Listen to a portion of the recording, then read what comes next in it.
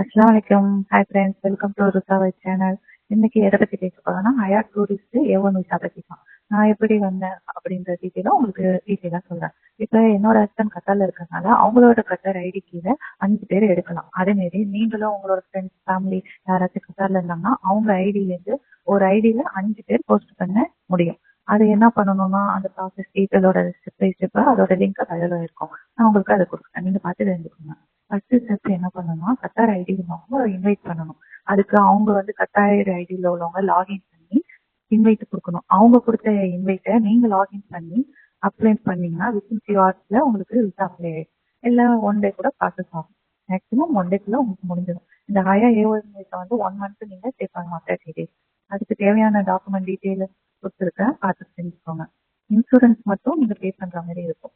ஏன்னா இன்சூரன்ஸ் மட்டும் கண்டிப்பா 15 ரியால் நீங்க கொடுத்தாதான், அது 10 days இருந்தாலும் 30 days இருந்தாலும் இன்சூரன்ஸ் மட்டும் 50 rupees நீங்க ரியால் பே பண்ற மாதிரி இருக்கும்.